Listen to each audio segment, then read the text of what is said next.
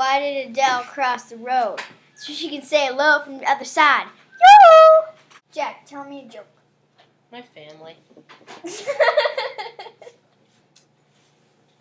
Hurtful. He's eating off the table. Tell the joke. Why were the teacher's eyes crossed? Because she couldn't control her pupils. Oh my God. Stop licking my hand, Hamilton. I can't turn it off. Get off your phone. Making my way downtown, walking fast, faces past and I'm homebound. Well, that was my joke, me singing. So here I am back in my classroom. Whenever I do a video in here, I always feel like there's somebody over my shoulder. I don't know. Anyways, so we've been talking about the Lincoln-Douglas debates. Lincoln, 1858, running for president of the United States of America. And we read a couple of speeches in class. And you guys came to realize that Lincoln was really neutral on the stance of slavery. He was against slavery, but he didn't think that even if he was elected president, he could just come in and end slavery. And he mentions that often, even in his inaugural address. He thinks we should do it through the legislative process. So that's important to understand about Abraham Lincoln as we get closer and closer towards that Civil War. He was against slavery, but as he was running for president, he didn't want to tick off a lot of people in the South. He even picked a Southern Democrat, Andrew Johnson, to run with him. Remember, one of the primary sources that we looked at was Lincoln's House Divided speech. He says, right, in my opinion, it will not cease until a crisis shall have been reached and passed. A house divided itself cannot stand. I believe this government cannot endure permanently half slave and half free. I do not expect the Union to be dissolved. I do not expect the house to fall, but I do expect it will cease to be divided.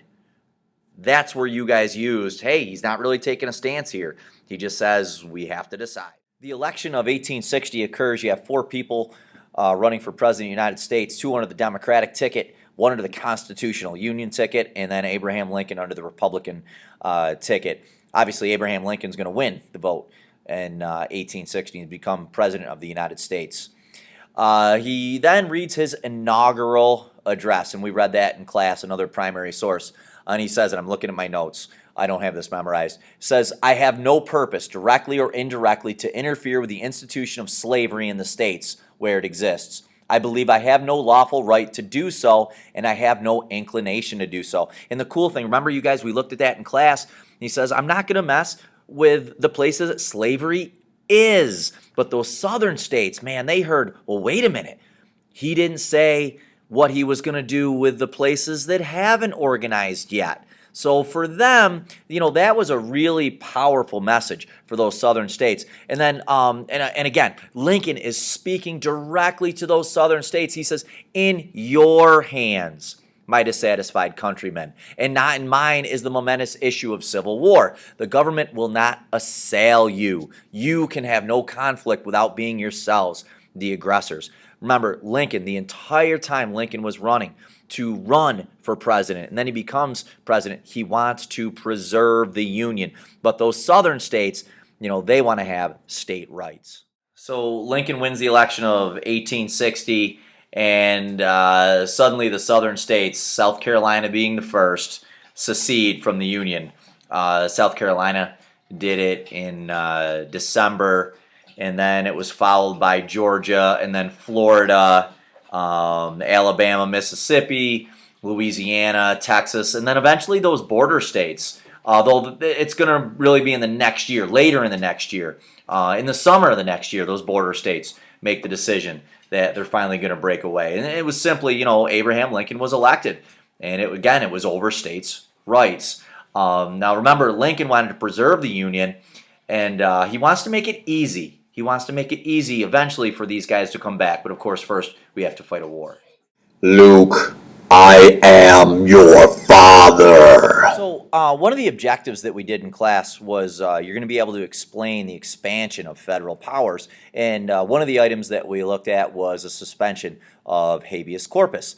During the Civil War, Lincoln did this. And remember, it's really being able to hold people in jail without charging them with a crime. So you could just hold them So if they spoke out against the government, or perhaps if they tried to interfere with a war effort, they could go to jail. So it was really taking away some of those rights of the accused. And this did go to court, and it was found that really Lincoln shouldn't have had the right to do this. They said Congress, the Supreme Court said Congress should probably have the right to do this. But yet we know other presidents are going to do this. We know that FDR is going to put Japanese Americans in internment camps during World War II.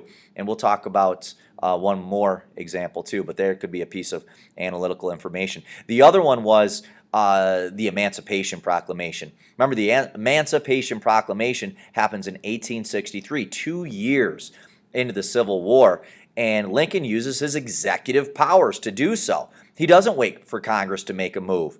And with the emancipation, he frees the slaves in the southern states. So with the swipe of his pen, he ends slavery in those states that broke away from the Union. Well, why did he do this? Well, maybe it's going to help the war effort, things like that. But really, it refocused the Civil War. It was no longer a war on states' rights. It was no longer, hey, South Carolina seceded and other states did, so we have to go back and stop them from doing that. It was to end slavery, and that the North will do. So something else that Lincoln and actually Congress, or at least what was still left in the northern states, they passed the 13th Amendment to the Constitution. And that 13th Amendment, they were going to force the southern states to add that to their state constitution before they came back into the Union, or at least that's what the radicals wanted. But Lincoln wanted it too. He had it passed. And what the 13th Amendment was is it abolished... That's my dog. My dog is a very big Abraham Lincoln fan. And he abolished, Lincoln, not my dog, slavery in the 13th Amendment. One of the neat things about Abraham Lincoln is he never viewed the entire states left the Union. There were some people that left the Union, and he always thought that they never had the right to do so. So his plan for Reconstruction, putting the country back together, was going to be a very lenient plan. He was going to make it very easy for them to do so. He